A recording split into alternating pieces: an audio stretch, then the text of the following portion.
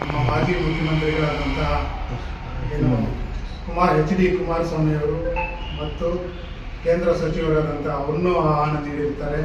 ಹಾಗೆ ನಮ್ಮ ರಾಜ್ಯ ಮಟ್ಟದ ವಾಲ್ಮೀಕಿ ಸಂಘದ ವಾಲ್ಮೀಕಿ ಸಮುದಾಯದ ನಾಯಕರು ಏನಿದ್ದಾರೆ, ವಿಶೇಷವಾಗಿ ಶ್ರೀರಾಮುಲು ಇರ್ಬೋದು ಮತ್ತು ಉಗ್ರಪ್ಪ ಇರ್ಬೋದು, ಸತೀಶ್ ಜಾರಕಿಹೊಳಿ ಇರ್ಬೋದು, ಮತ್ತು ರಾಜಣ್ಣ ಇಂಥ ರಾಜ್ಯ ಮಟ್ಟದ ನಾಯಕರು ಗಣ್ಯರು ಭಾಗವಹಿಸಿದ್ದು ಈ ಕಾರ್ಯಕ್ರಮ ಏನು ಆ ಒಂದು ಕಾರ್ಯಕ್ರಮ ಸುಮಾರು ಲಕ್ಷಾಂತರ ಜನರು ಭಾಗವಹಿಸಿ ಪ್ರತಿ ವರ್ಷನೂ ಭಾಗವಹಿಸ್ತಾರೆ.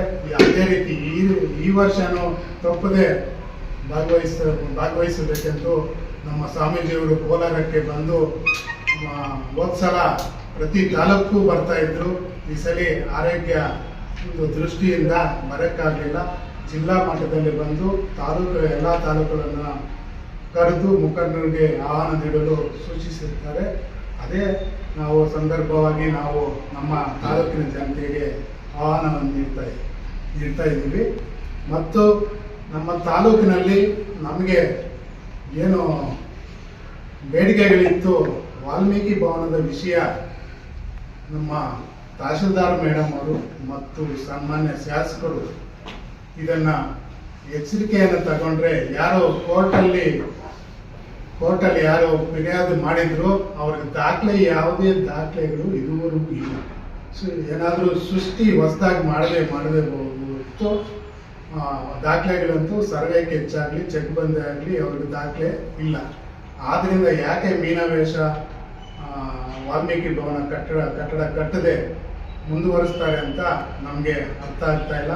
ದಯವಿಟ್ಟು ಈ ಕ್ಷೇತ್ರದ ಶಾಸಕರು ಸಮೃದ್ಧಿ ಮಂಜುನಾಥ್ ಅವರು ಏನಿದ್ದಾರೆ, ಆ ಸಂಬಂಧಪಟ್ಟ ತಹಶೀಲ್ದಾರ್ ಅವರು ಮತ್ತು RI ಅವ್ರನ್ನ ಮತ್ತು ಸೆಕ್ರೆಟರಿ ಅವ್ರನ್ನ ಮತ್ತು ಸಮಾಜ ಕಲ್ಯಾಣ ಒಂದು ಸಭೆಯನ್ನು ಕರೆದು ನಮ್ಮ ಮುಖಂಡರುಗಳ ನೇತೃತ್ವದ ಸಭೆಯನ್ನು ಸೇರಿಸಿ ಚರ್ಚೆ ಮಾಡಿದ್ರೆ ವಾಲ್ಮೀಕಿ ಭವನ ಕಟ್ಟಬಹುದು ಅಂತ ಹೇಳಕ್ಕೆ ಇಷ್ಟಪಡ್ತಾ ಇದ್ದೀವಿ. ಯಾಕೆಂದರೆ ಅವರೇ ಕೇಸ್ ಹಾಕಿ ಅವರೇ ವಾಪಸ್ ತಗೊಂಡಿದ್ದಾರೆ. ಒಂದು ಲ್ಯಾಜಿಕನ್ನು ಉಪಯೋಗಿಸಿ ಯಾವುದೋ ಒಂದು ಸರ್ವೆ ಕೆಚ್ಚನ್ನು ಸೇರಿಸ್ಬಿಟ್ಟು ವಾಪಸ್ ತಗೊಂಡಿದ್ದಾರೆ. ಅವ್ರ ಪರವಾಗಿನೂ ಕೋರ್ಟಲ್ಲಿ ತೀರ್ಮಾನವಾಗಿಲ್ಲ.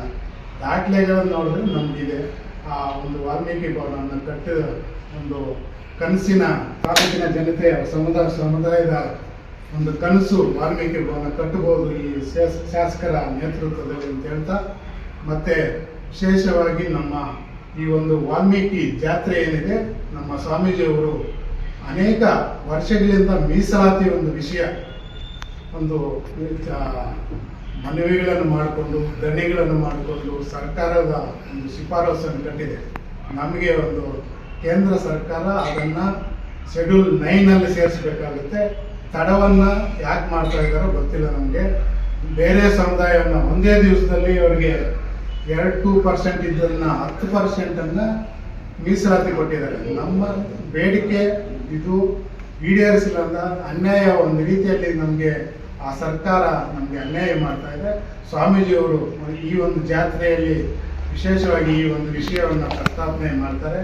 ಹಾಗೆ ನಮ್ಮ SP ಏನು ಪಟ್ಟಿಯಲ್ಲಿ ಒಳಗೊಂಡಿದೆ, SP ಪಟ್ಟಿ ಒಂದು ಪಟ್ಟಿಯಲನ್ನು ಒಳಗೊಂಡಿದೆ. ಹಾಗೆ ನಮಗೆ ಏನು ಡಾಕ್ಟರ್ BR ಅಂಬೇಡ್ಕರ್ ಏನು ಸಂವಿಧಾನ ಕೊಟ್ಟಿದೆ, ಹಕ್ಕುಗಳು ನಮಗೆ ಸರಿಯಾದ ರೀತಿಯಲ್ಲಿ ಇದುವರೆಗೂ ಕಾರ್ಯರೂಪಕ್ಕೆ ಬರ್ತಾ ಇಲ್ಲ.